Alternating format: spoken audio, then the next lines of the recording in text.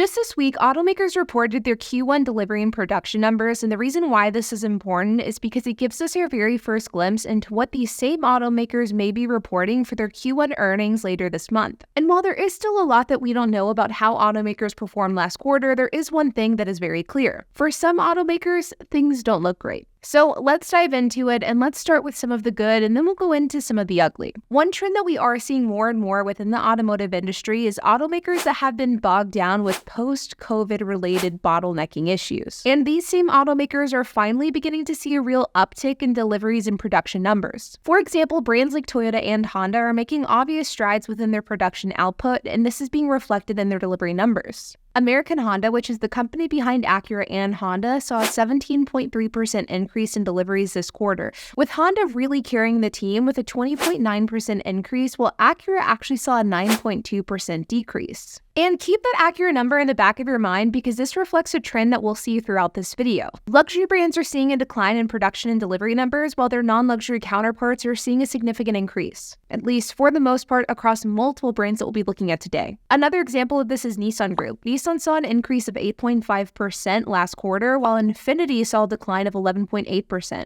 Volkswagen Group is another one. Volkswagen saw growth of 21% last quarter, while Audi actually saw declines of 8.2%. The only significant exception of this role was Toyota Motor North America, where Toyota grew by 21.3% and Lexus grew by 15%. And I would argue that the reason why we're seeing high production and delivery numbers for both Lexus and Toyota is because both of these automakers were automakers that were heavily affected by post-COVID related issues. And it really has just been recently that Lexus and Toyota have been able to get their delivery and production numbers up. Mitsubishi and Mazda saw strong growth of 13.3% and 35.7%. And I'm going to be honest, every single time that I look at Mazda delivery and production data, I'm always surprised at how few cars Mazda produces. And overall, Mazda delivered just over 100,000 cars last quarter, which granted is still very strong compared to last year's less than 90,000 deliveries, but I always just expect for Mazda to be larger than they actually are. Ford was another automaker that had a particularly strong Q1, not only with their gas-powered vehicles, but all things considered, their electric vehicles as well. Overall, Ford deliveries were up 7%, and within this quarter, they sold 20,223 EVs, making them the second best-selling EV in America behind Tesla. And overall, Ford saw strong growth across all of the different sectors of their business, from their commercial arm, their EV arm, and their consumer arm. Hyundai saw slower growth this year than last year, but last year they saw explosive growth,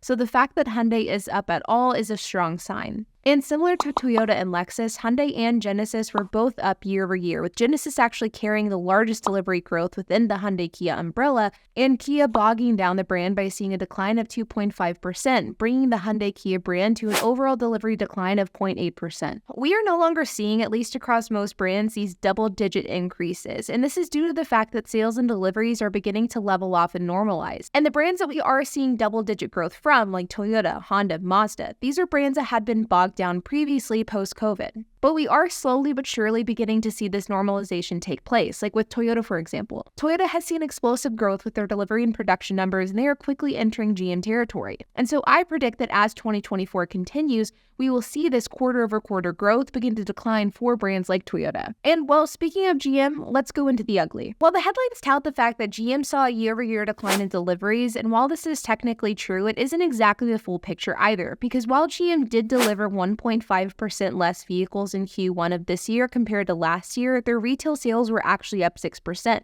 And GM delivered 594,233 vehicles. And that 1.5% delivery decline came predominantly from a decline in fleet sales. We also have to acknowledge that across all of GM's brands, with the exception of Buick, they saw delivery declines as well, with Buick seeing the only year-over-year growth with a delivery increase of 16.4%, while Cadillac saw a 2.4% decline, Chevy saw a 2.2% decline, and GMC saw a 4.8% decline. And while I wouldn't necessarily classify these results as bad, I also wouldn't classify them as good, and I think all things considered, this was disappointing for the company. Because truthfully, no matter how you slice it, it's not a good thing that GM is one of the few major brands that did see a decline year over year. And this could ultimately be foreshadowing what we're going to see later this month whenever GM releases their Q1 earnings report. Overall, not good. Now, the biggest loser of all major auto manufacturers was definitely Tesla, and truthfully, it was EVs in general. And because Tesla is one of the few EV-only auto manufacturers, Tesla was a loser by default. Now, not all EVs saw a decline. Rivian saw a 71% increase in deliveries, but their volume is so low, with only 13,588 vehicles produced. That's really comparing apples to oranges in the context of Tesla. But two of the biggest EV players currently worldwide, Tesla and BYD, both of these automakers saw extremely disappointing results. Tesla delivered only 386,810 vehicles in Q1. This was after forecast was lowered across most analysts, with the initial estimates sitting at around 457,000 deliveries and then being lowered to around 425,000 deliveries. And as we inched closer and closer to the date that this data was supposed to be released, analysts were actually predicting for this to be even lower.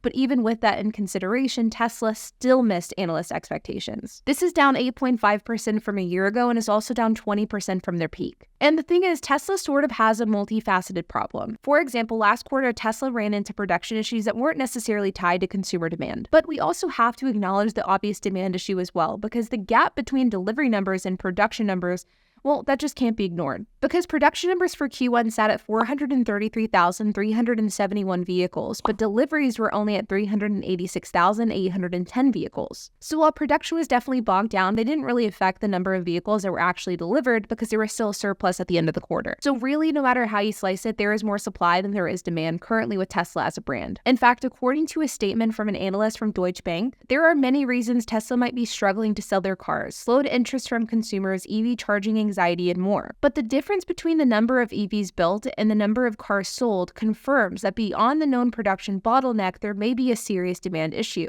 And while demand is absolutely a problem that needs to be addressed not only for Tesla, but for EVs as a whole, there are other people that are blaming the Tesla board of directors and Elon Musk for the declining sales. Now, this really does put Tesla in a precarious situation, because you may remember that this time last year, Tesla lowered their prices to stir up demand, a move that they previously said they would never do. And this really did work, and it had a massive impact on not only Tesla, but EVs and the auto market as a whole. For example, this is a big reason as to why I bought a Tesla, because these price cuts made Tesla really attractive to otherwise Tesla skeptics. But the problem lies with the fact that I don't know that Tesla can keep lowering their prices. And so unlike last year, Tesla won't be able to fall back on extreme price cuts in order to incentivize more buyers. But Tesla is beginning to test out other ways to increase their sales on their other offerings. For example, just this month, Tesla rolled out a 1-month free trial on their full self-driving, which is a $12,000 feature. A move I'm sure was implemented with the hope that a certain percentage of these free trials were turned into paid subscriptions. The point is, demand within the car market is without a doubt falling, or at the very least stabilizing. And like I talked about in a video last week, as well as in this video today, this is happening not only at the dealership level, but the automaker level and at the used car market level as well. And I'm going to bet that the data that we've reviewed in this video is a precursor to a tough Q1 earnings season. Because not only are delivery and production numbers down, but the average transaction price for a new vehicle is also down. So for some automakers, not only are they producing and delivering less cars, but they're also making less on each vehicle that they sell as well. And that isn't a good thing. And as I'm sure we all know, this is a bad combo for automakers. But like always, you guys, I hope that you enjoyed this video. If you have any questions, comments, if you have anything to add, I would love to hear it. So make sure to leave a comment down below.